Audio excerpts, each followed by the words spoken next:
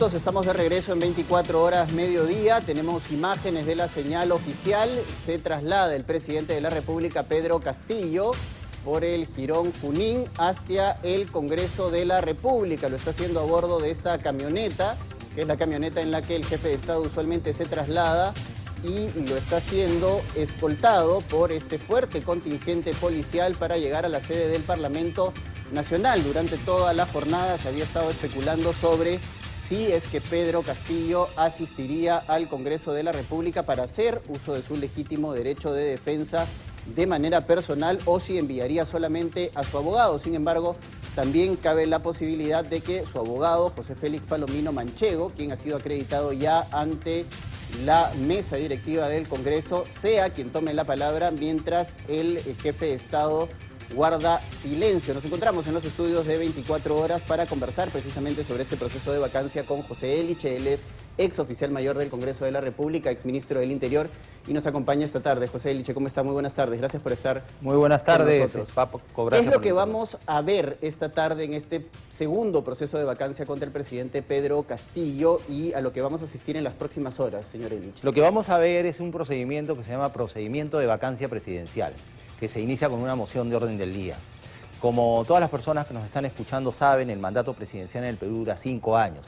Sin embargo, la Constitución establece o prevé un conjunto de causales de vacancia, es decir, hipótesis de situaciones que pueden ocurrir, que si ocurrieran, harían que el presidente sea pasible de este proceso. La vacancia, la causal sobre la que se debate ahora, ¿no? Este proceso de vacancia es la incapacidad moral permanente. En realidad, el inciso se refiere a incapacidad física o moral permanente, pero precisamente es incapacidad moral permanente. Es el segundo proceso el tercer proceso en el que se ha visto envuelto el actual presidente de la República. Este proceso tiene 3 partes: la presentación, que hay que cumplir con ciertos requisitos, 20% del número legal de congresistas mínimo, la admisión de la moción, que es 40% de los congresistas hábiles, y llegó a 76 votos, así se admitió esta moción, y ahora estamos en la tercera etapa, ¿no? Que es la etapa de debate y votación, que se va a desarrollar en esta sesión que pronto se va a iniciar en el Congreso de la República. Durante esta sesión, el presidente, que es objeto, digamos, ¿no?, de cuestionamientos mediante esta moción de vacancia, y la intención, lo que se busca con ella es retirarlo del ejercicio del cargo que tiene en este momento, o sea, que deje de ser presidente. En esta sesión decía, el presidente puede, si así lo estima conveniente, concurrir para ejercer su defensa ante el Pleno del Congreso, cosa que, como muy bien acabas de indicar, está ocurriendo. El presidente se está dirigiendo al Congreso acompañado de su abogado.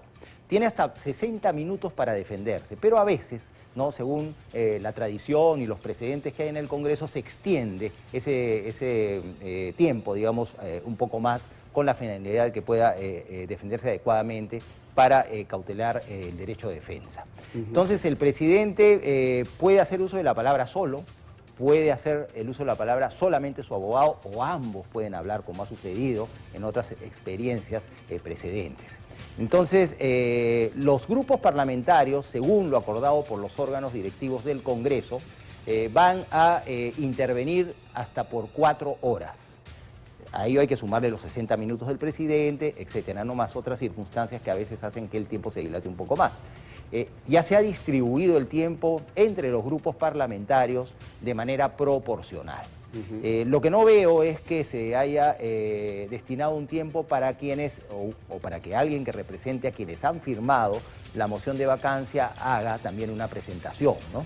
Es decir, exponga las razones por las cuales presentan esta moción de vacancia. Es decir, lo que sustenta la moción de vacancia, ¿eso también se estila en este proceso? Bueno, ya se hizo en la admisión, ¿no? Quizás por eso ahora ya no se repite, o de repente se va a repetir, no lo sé. Lo cierto es que sería interesante que así ocurra, aunque creo que no va a ocurrir, porque aunque se haya visto durante la admisión, sería bueno que la ciudadanía, las personas que están viendo la transmisión de esta sesión, recuerden, ¿no?, y de manera clara sepan o recuerden los 20 puntos que forman parte de los fundamentos de hecho de esta moción, sobre los cuales tiene que referirse el presidente en su defensa y también su abogado.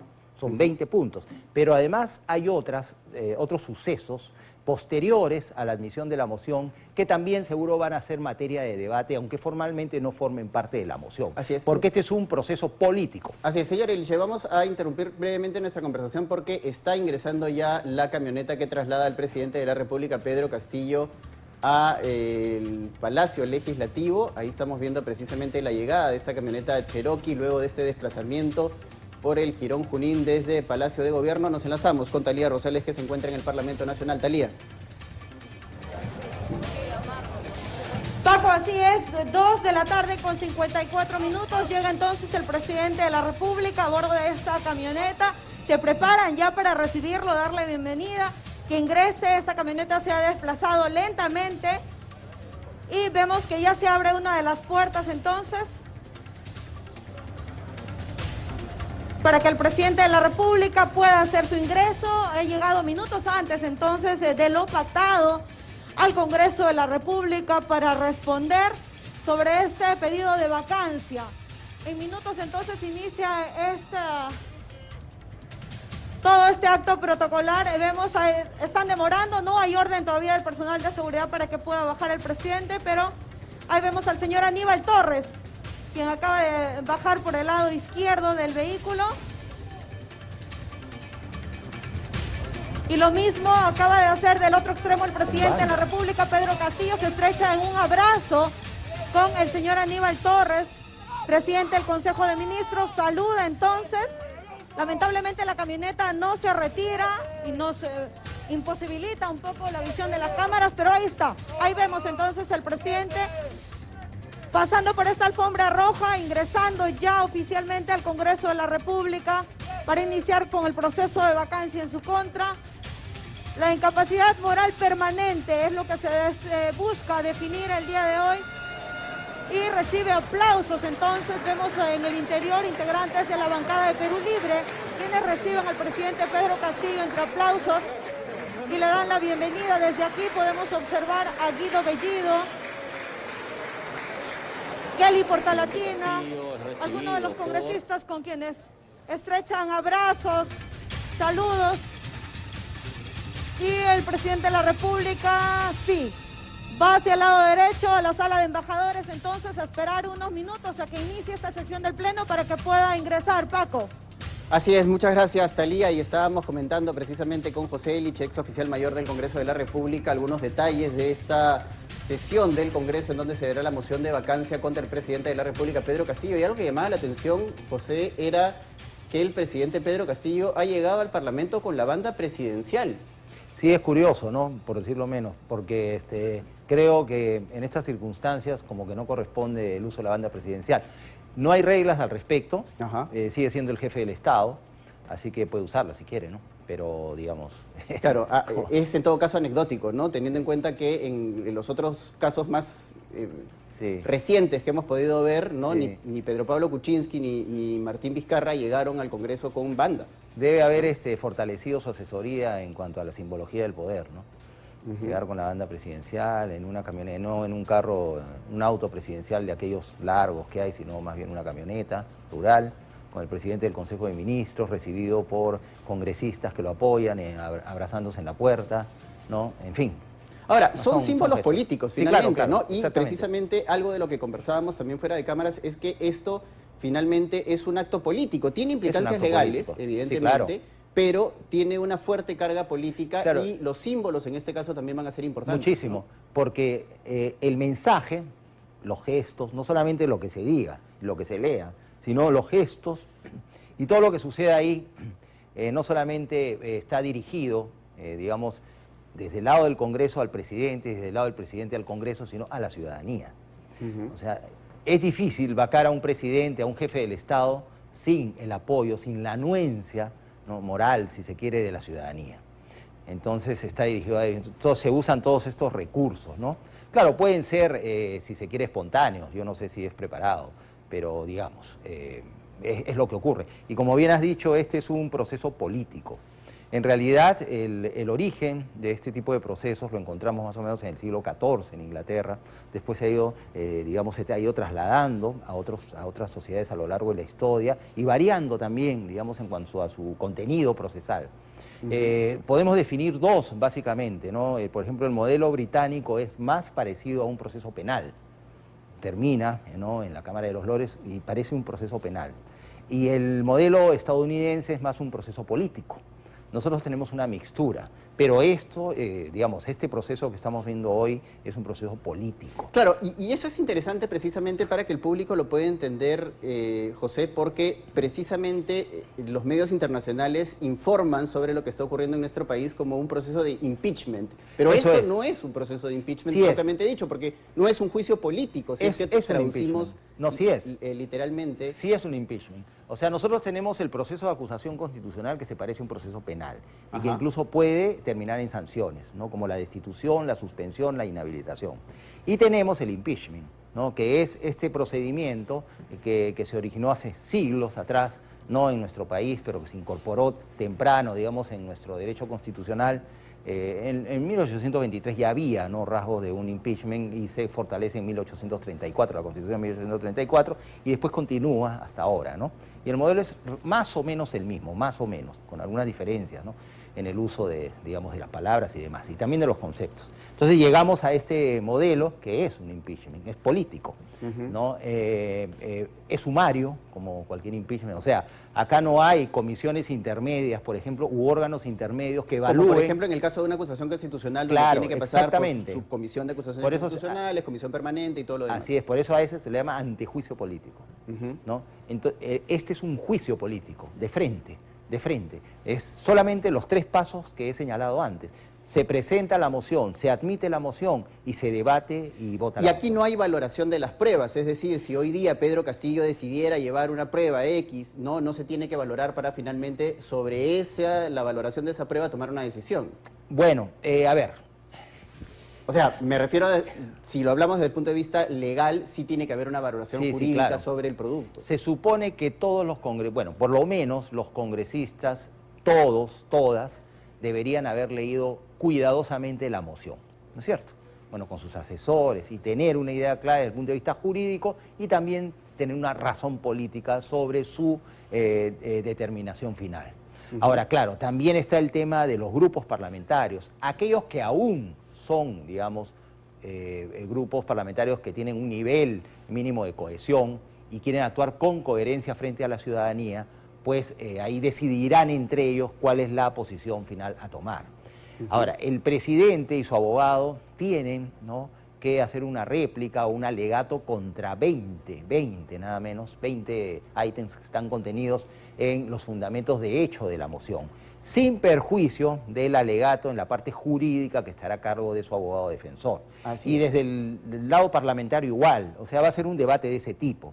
Sí, claro, si termina un debate de insultos y cosas totalmente, digamos, descontrolado, entonces quien se perjudica no es ni el presidente ni los congresistas, quien se perjudica es la ciudadanía, ¿no?, que no termina de entender qué cosas están haciendo estas personas, es decir, qué está haciendo el presidente y qué está haciendo los congresistas. Del lado del presidente no creo que eso suceda, ¿no?, porque en realidad es él contra una cantidad importante de congresistas que tienen la intención de vacarlo. Pero desde el lado del Congreso, sí, hay que pedirles tranquilidad, claridad. Ponderación, claridad en sus expresiones. La gente necesita claridad, entender claramente lo que sus representantes quieren decir en este caso, ¿no? Sí, así es. Ahora, José, yo te pido rápidamente que nos permitas dar por finalizada esta edición de 24 horas mediodía y darle pase a esta edición especial de 24 horas con la que le vamos a llevar toda la información con respecto a este proceso de vacancia contra el presidente de la República, Pedro Castillo.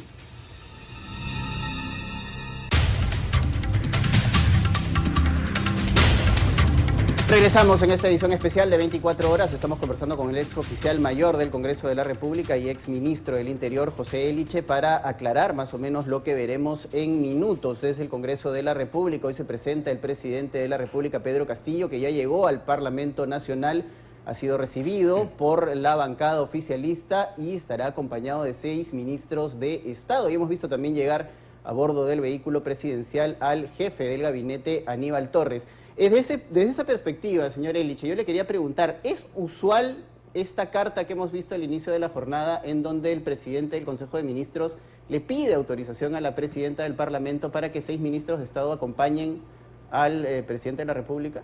Yo sostengo y siempre he dicho que los ministros pueden ir en cualquier momento a las sesiones del Congreso. Así lo establece la Constitución.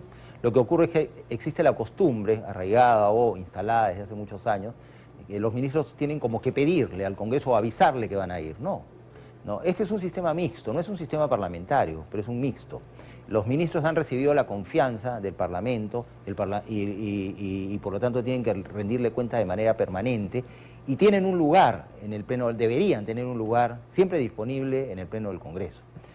Bueno, ahora han enviado una carta, ya hemos visto que ha ingresado el presidente del Consejo de Ministros y bueno, va a ocurrir, es un precedente interesante, ¿no? Es un precedente interesante. Quizás no es el mejor momento para observar, digamos, los beneficios que podría traer utilizar este precedente como una práctica que en lo sucesivo ocurra, para lograr, digamos, o para conseguir un diálogo más estrecho y permanente entre el Congreso y el Gobierno, y otro, y cualquier otro, en otro periodo presidencial parlamentario. Ahora, es interesante porque los ministros que van a asistir al Parlamento esta tarde son el ministro de Defensa, el ministro de Transportes y Comunicaciones, el ministro de Vivienda, el ministro de Justicia y el ministro de Cultura, ¿no? Son carteras que, pues uno podría decir en primera instancia que absolutamente nada que ver con el tema que nos aboca en este momento con el tema de la vacancia.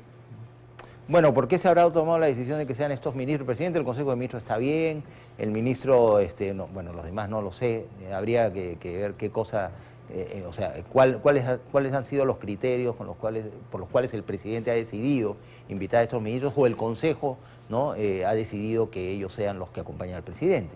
Es parte, creo, de toda esta simbología que puede ser preparada o puede ser también, digamos, algo que ha ocurrido de manera espontánea, ¿no? Un poco oler cómo están las cosas y acompañarse de un poco parte de esta simbología política, ¿no? De la que hablábamos hace un instante, ¿no? De los símbolos, de los mensajes sí, que se pueden dar, no necesariamente verbales. Acá hay mucho de simbología, más aún en un proceso que es sumario, breve, ¿no? No son imágenes, son símbolos, son mensajes claros, mensajes sencillos, directos, etcétera, ¿no? Y el pensamiento permanente que la ciudadanía está escuchando y está viendo, ¿no? Los gestos, las palabras y escuchando las palabras de cada quien. Ahora, la pregunta es, los ministros que son invitados a participar o que han sido autorizados en esta situación a participar del Pleno, cuando ya sabemos que la Constitución les permite hacerlo, ¿pueden participar del debate o podrían participar del debate en determinado momento? Porque la Constitución sí establece eso. Claro, responder es difícil, ¿no? Los ministros que no son congresistas probablemente no. En todo caso, debió, si es lo que quieren hacer, que no creo que sea así, ¿no? Debieron, digamos, hacer una coordinación previa con la presidencia del Congreso. No creo que haya sucedido. No creo, en realidad, que acompañen al presidente de la República con la pretensión de hacer uso de la palabra en el Pleno. No tendrían nada que hacer en ese caso. Así no es el procedimiento de vacancia. Es el presidente y los portavoces de los grupos parlamentarios y los integrantes de los grupos parlamentarios por el tiempo que ha determinado el órgano directivo del Congreso. Esto ya está acordado y generalmente no se puede mover. O sea, no hay en el reglamento del Congreso ni en los precedentes nada que obligue a la presidenta del Congreso, en caso esto sucediera, dar el uso de la palabra a los ministros que acompañan al presidente de la República. Y no olvidemos que también han accedido a la presidencia del Congreso o la mesa directiva ha accedido a la participación de los representantes de la Organización de Estados Americanos. Así es, que no lo van a hacer desde el Pleno, sino desde el Salón. Claro, digamos, en el seno de la Comisión de Relaciones Exteriores. Sí, exactamente. Relaciones Exteriores. Ahora, José, le pido un minuto porque ya empezó